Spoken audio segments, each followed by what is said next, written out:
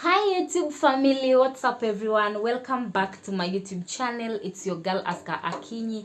A very warm welcome to this channel. So guys, if you're new, karibu tena sana. If you're coming back again, thank you so much for coming back again. I love you guys. If you are my new subscriber, thank you. My premium gang, God bless you. Thank you so much guys, for you have always been here. You've always been part of my journey, and I really appreciate. So guys, when you just see me in this corner, it's not our kawaida video.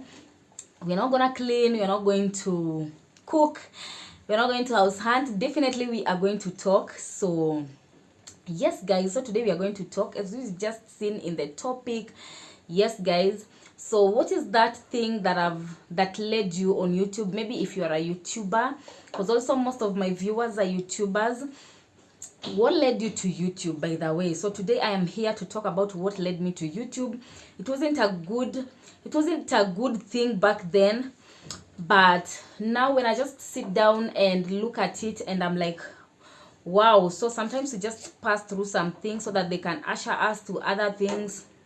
Like we go through challenges that will just lead us to doing something else. So I didn't just wake up one day and started YouTube channel. No, something led me, by the way. I sank into YouTube, and through that, because I was trying to get some answers, I was trying to get some solution, I was also trying to get some entertainment, and that is how I sank into YouTube. And then I was like, I'd also love to have a platform where I can just express myself, where I can just share the things that I love, share my passion, share everything that I just want to share. So that was how I started YouTube channel. I don't know about you guys. So here's my story. So in 2020, I got a miscarriage. There was a pregnancy that I got, and this pregnancy was a rainbow pregnancy because I had already lost a baby, by the way. So I had lost a baby in 2018. She was a full term, so she died in 4 days. After 4 days, she just passed. Yeah. And in 2020, I started my journey of getting pregnant again.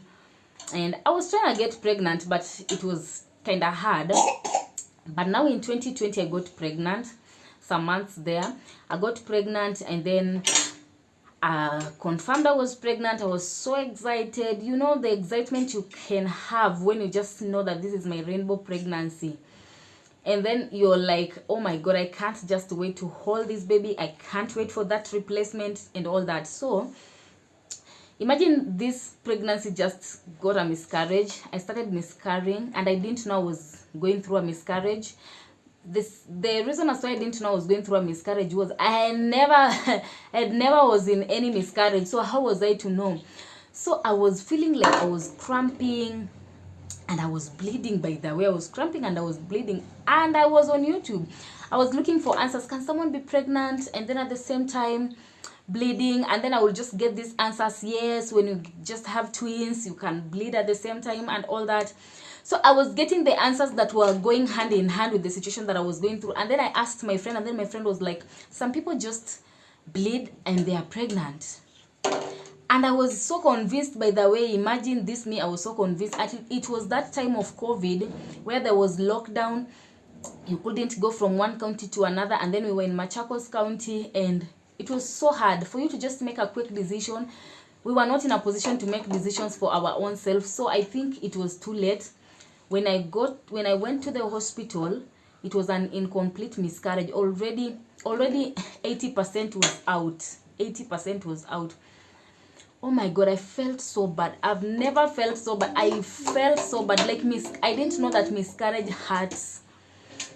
This thing hurt. I felt so bad. And I was like, oh my god, can this just happen the other way around? Like, I just wanted the doctors to just tell me it can just happen again.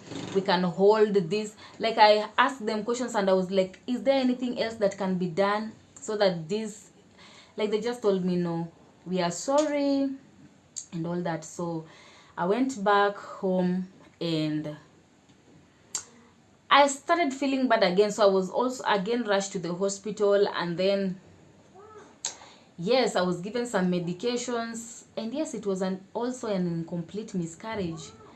I confirmed, because I was not in belief, by the way. Yeah, I I was like, no, I can't miscarry. I know myself, I can't just miscarry just like that. So that was what happened, by the way. And after like 3 weeks, after miscarriage, so when I knew that now I had miscarried, now I just wanted the pregnancy like so much. So I was trying to Google and do all those things, and I was like, it is possible for just get the baby immediately after miscarriage. So when we came back now to Nairobi in the house, I was not feeling well, and then I was like, oh my god, let me just go to the hospital and confirm if I'm really okay. And when I went to the hospital, I found out that I was 6 weeks pregnant, you guys. I was so excited. By the way, I can just remember the excitement that I had that day. I was so excited. I came and told my hubby, you know what, we are pregnant again. We were so excited. I remember there was even a time when the baby was now 8 weeks. My hubby was like, I've just felt some movement in your stomach. Could it be the baby moving? And then I went on YouTube to just Google, is it possible for a baby to move at 8 weeks? And then it was like, yes, it is possible. Babies start moving early. You guys, you can just imagine the excitement that I had. When I went back to, now the D-Day when I was supposed to go back to the hospital, when I went to the ultrasound again so that they can check the baby's heartbeat, there wasn't any heartbeat, by the way. There wasn't anything that they were seeing at 6 weeks. There was nothing.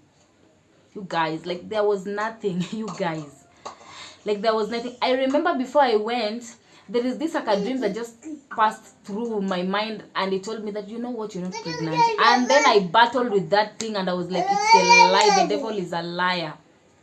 So it was just trying to prepare me. You know what, girl, you're just excited over nothing. You guys, when they told me that, actually they never gave me the answers that I wanted, and I think that was when now I started breaking down. I went back when they told me that, so I started seeing doctors calling each other. Like, let me just tell you, if you see doctors like calling each other, just know that there is something bad. I remember even the time my other baby that passed, doctors were calling each other on my last clinic, and then the last one just confirmed that I was okay. Kumbe I was not okay. So the doctors were calling each other, and then they were like, hey, they've never seen such a situation. And then, you know, when they said that they've never seen such a situation, me, I panicked, and I was like, oh my god, Kwani, what is not happening to me? What is not happening to my body? If the doctors could say they've never seen such a situation, so where do they want me to get the answers? And they are the doctors.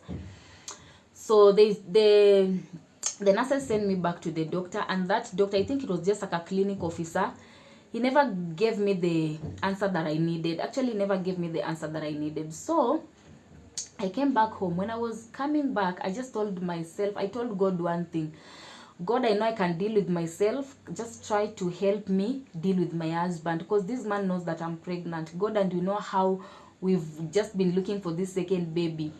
So I went back home and I broke the news. I just told him, you know what, we are not pregnant.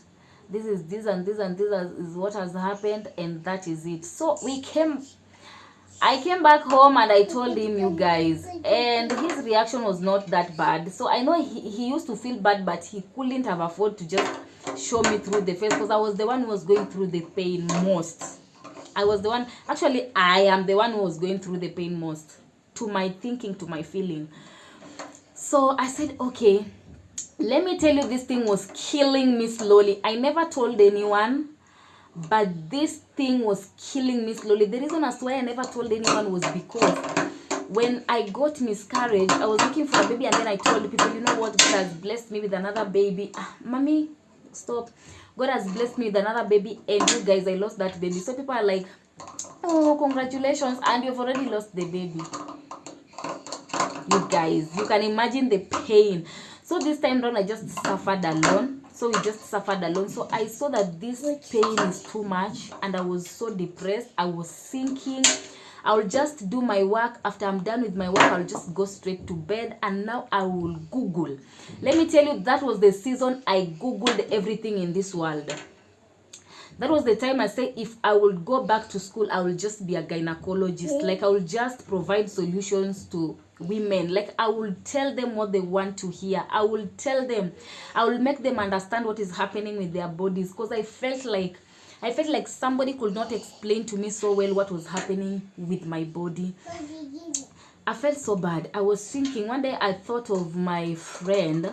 She's one of my goodest friends in this planet Earth.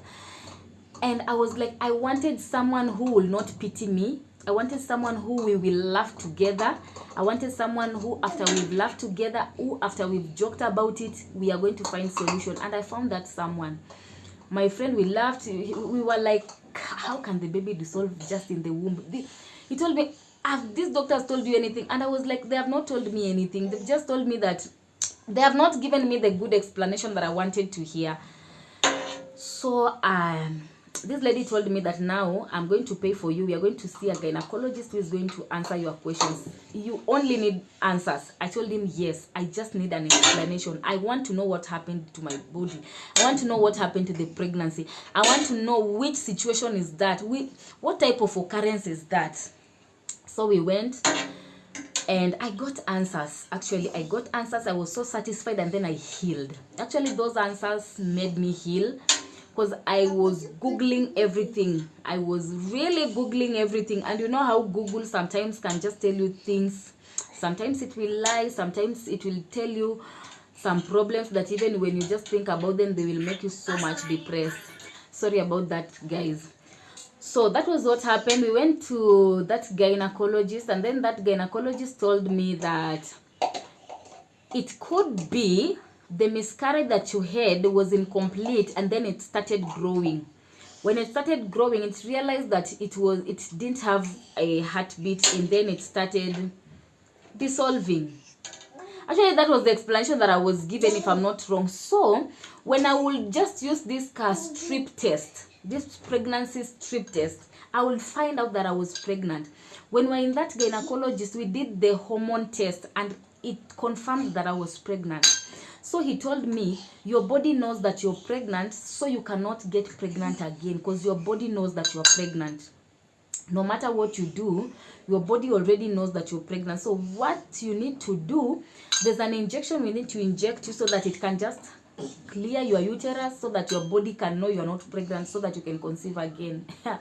You guys, I didn't want to hear that. Mimi, I was like, this test has just confirmed that I am pregnant. I want my pregnancy. I'm still pushing on. This baby will have a heartbeat and all that. And I stuck to that. So it was upon my friend to just convince me, baby girl, can you just wake up? There's nothing like that. You can just, something can just tell you to just ignore what the doctor is saying, and then this thing can just rupture your uterus. You can make situations worse. Just clear your uterus. And then I was like, how can I just flush this baby that is inside me? Yes, they are telling me it's an incomplete miscarriage. So that was happening, and me, I was just stuck that this is a pregnancy, and I've confirmed I'm pregnant, and I know God is going to do something about it. I know this baby is going to grow and all that. So my friend decided to just convince me, you know what, can you just get that injection and all that? And then I refused. I told her, let me just think about it. So we went home. So when I went home, after 2 days, I explained to my hubby and all that. He told me, I don't believe in hizo nini za daktari. I don't believe in those things. So we can just try anything else. Because again, we've tried those things. We've tried the medicine. Wherever your womb is still not clear and all that. So let us try the African way, the kienyeji way. So I don't know where he got the medicine. So there's a medicine that he came with, the kienyeji medicine, and then we drank that medicine for seven days. I was so sure. Like, I was so sure that I was going to get pregnant. So I just wanted to drink this medicine so that it can just clear my uterus, so that when I get pregnant, I don't have issues. Like, I don't have issues, oh, your uterus, I don't know what. Because I remember in the other pregnancy that I lost the baby, that gynecologist that attended to me told me that there was a way that my uterus just got affected and all that. So I didn't want to hear this uterus story. So I said, you know what? I'm going to drink this medicine. If this medicine is going to help, this is what I'm going to do. So we did it. Actually, it was a sacrifice for all of us. We did that. My friend, we waited for pregnancy. We waited. We waited. Oh my God, like we waited. You guys, it reached a point that I forgot about getting pregnant again when I was like, if I've tried this way and still I'm not getting pregnant. So I left everything to God. I was like, God confirmed to me that you girl, you know what, you're going to get another baby. It's not another pregnancy. You are going to carry another baby in your arms. You're going to breastfeed. So that was the information that stuck inside my mind. So I was like, I don't want to give myself pressure and all that. So I stopped it. And I went on YouTube. I used to Google things. Let me tell you, I used to Google stories. If anyone has ever encountered a story like mine and all that. So those things were making me not to heal. So I stopped everything and now started looking for vlogs. I used to love Diana Bahati so much because she was just a vibe. She was making light to my life. And then I used to love the baby bags packing, going for clinics and all that. I used to love those things so much. I was like, hey, one day I'll just pack my own bags and all that. So I started thinking positive towards it. I entered deep into YouTube. I started thinking Pick and Rage and all that. So I got that confidence inside there. So I sank into YouTube because that was the only place that used to give me what will I say, confidence. It used to give me confidence, used to make me feel good. It was a therapy on me actually. So I used to love it. And then I would just find myself cooking in the house and I'm like, hi guys, what's up everyone, welcome back to my YouTube channel. So today we want to cook. And I never used to post, by the way. So I remember one time I really wanted to start this YouTube thing, but I didn't know how. I knew nothing about YouTube. Like I was so green. I didn't even know how to set the camera. So we are going to talk about that in the next episode. I didn't even know how to set the camera. I didn't know the editing sites. Like all I knew was I wanted to start YouTube so much. Like I wanted to express myself. I wanted to show people my passion. I really wanted to start YouTube. Now there was a time we just got some disagreements with my hubby, and then he was like, these days you don't want even to get pregnant and all that. And then that was the first time in planet Earth I saw my husband attacking me with pregnancy words. And I was like, wait a minute. So I think I'm the one in pain and I've decided to just let it go, because you can still get another baby, you know. So I was like, I'm the one who is in pain, and I've decided to just swallow my pain and move on with life, because that was my thinking, you know. That was my thinking. Yes, I know I was selfish, but that was my thinking. So I was like, look at this man. What is this man talking about? So the same time we were talking about that, I was pregnant and I didn't know. Like I had given up on pregnancies and all that. I had lost hope. I was just waiting on God. So that was what happened. So I think it was the time, may my auntie rest in peace, her soul rest in peace. It was the time that we are going to bury my auntie. And then I came back and I was like, no, I'm not feeling okay. I'm feeling so weird. I bought 2 kits actually.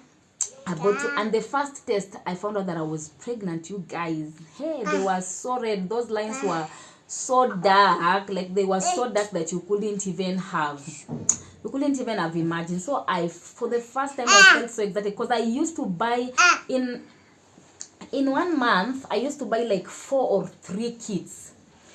To some point that this mama, this chemist, the person who is in the chemist, the pharmacist, actually the pharmacist was like, this girl, bado. So this gynecologist advised me to just be taking folic acid.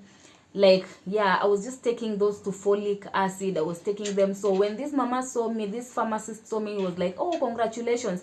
I was taking them, but I was not pregnant. Like, I was just preparing myself. I really wanted to be. Wow. So that was what happened, and now I got pregnant. And yes, so guys, that was the time I wanted to start YouTube. But I was so scared, because I was like, people will know. And then when I lose this baby, because you know, now I was so traumatized, because I've ever lost a baby, I've had miscarriage, I've had an obliged ovum. Now what next? What if this other baby again? What will I tell people? I'll just have. So I didn't want to be answerable to anyone. So I decided, you know what? I'm just going to shut up.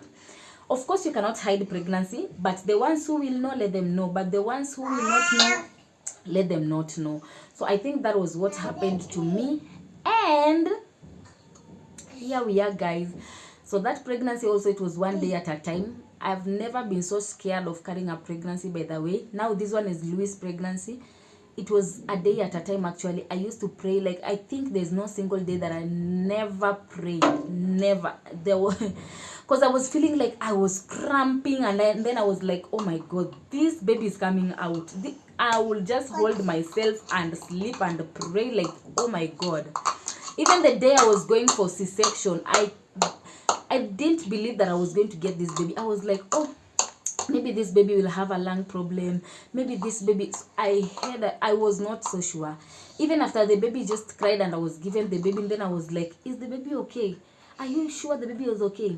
What about the lungs? Are the lungs okay? Or maybe will I just get home and find out that her lungs are not okay, or any of her organs? And like, I was so scared. Hey, you guys, like, I don't know. So guys, that is it. Let me not talk much. That is it. If you've heard my story up to that point, that is it. So let me just wind up.